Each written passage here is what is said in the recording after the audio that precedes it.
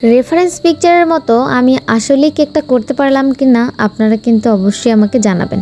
আর এই সুন্দর কেকটা কিভাবে করলাম সেটা আজকে আপনাদের সাথে শেয়ার করব। আসসালামু আলাইকুম এভরিওয়ান, আশা করছি আপনারা সবাই খুব ভালো আছেন। আমার অনেক অনেক অনেক বেশি পছন্দের, আর আলহামদুলিল্লাহ আমিও চেষ্টা করেছি আমার দিক থেকে 100% দেওয়ার জন্য। বিশেষ করে এই কালারটা এত বেশি হচ্ছে আমাকে প্যারা দিয়েছে। দেখতে অনেকটা বেশি সহজ হলেও এই কালারটা যে আসলে কিভাবে আনবো এটা নিয়ে অনেক সময় আমার পার করতে হয়েছে।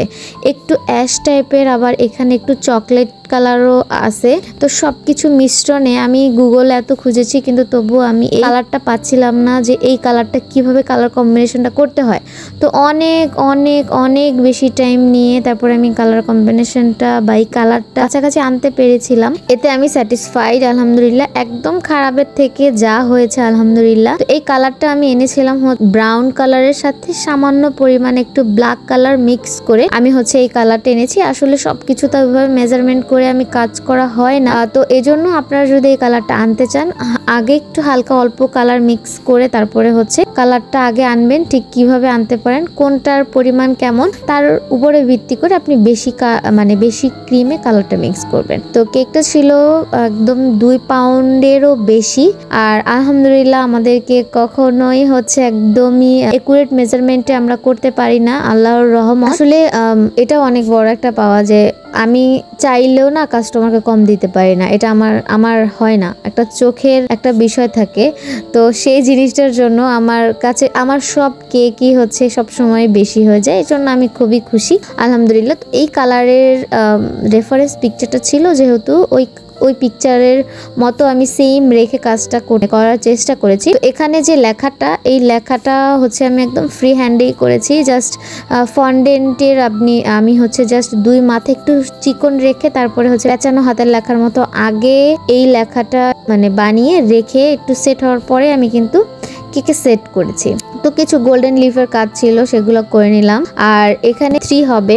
তো এটার যে ফন্ডেন্টের কালারটা আমি এটা আগে করেছিলাম, কিন্তু আসলে বেস কালারের সাথে না ম্যাচ হচ্ছিল না আমি যে ফন্ডেন্টে 3 টপারটা বানিয়েছি। তো এজন্য কি করব, তো 2টা কালার যদি আসলে 2 রকম হয় তখন দেখতে আসলে ভালো লাগবে না। এই জন্য আমি কি করলাম, ইনস্ট্যান্টই মাথায় বুদ্ধিটা আসছে যে যেহেতু ভাইয়া আমাকে একদম কখনো বলেনি যে হুবহু করতে পারো, হুবহু কাজ আমি কখনোই অর্ডার নেই, কারণ আসলে হুবহু করাটা কোনোভাবেই সম্ভব হয় না। তো যেহেতু উনি বলেছে আমার মতো কাজ করতে, তো যেহেতু ফন্ডেন্টের কালারটার সাথে আমার বেস কালারটা মিলছে না, তাই এটার ক্রিমটাকে আমি এটার উপর জাস্ট একটু ব্রাশ করে আব্রো থাব্রো করে দিয়ে নিয়েছি। এটা একটা সুন্দর একটা ডিজাইন হয়ে গিয়েছে। দেখলে কিন্তু আসলে বোঝা যায় না যে এটা আমি উপরে ক্রিম দিয়েছি। জাস্ট ব্রাশ দিয়ে হালকা একটু ব্রাশ করে নিয়েছি। আপনার ভিডিওটা খেয়াল করলে বুঝতে পারবেন। হালকা একটু নষ্ট হয়ে গিয়েছিল, সেখানে আমি কিভাবে ব্রাশ করেছি, এভাবেই আমি পুরো কেকটা এভাবে করে নিয়েছিলাম। তো তারপরে কিছু ফ্লাওয়ারের কাজ ছিল, কিছু পাতার কাজ ছিল, এগুলো সবই ছিল ফন্ডেন্টের। তো সেগুলো সেট করে নিলাম। আসলে এই কাজটা এত বেশি সুন্দর আমার কাছে লেগেছে।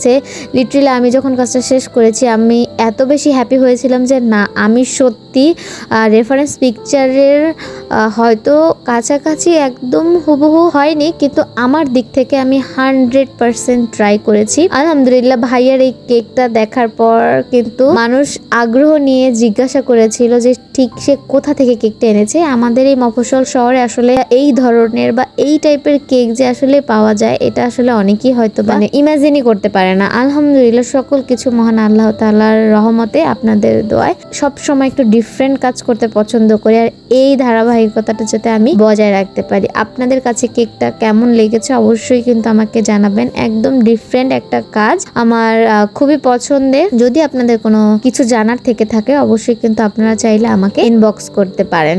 তো সবাই ভালো থাকবেন, আল্লাহ হাফেজ, আমার জন্য দোয়া করবেন।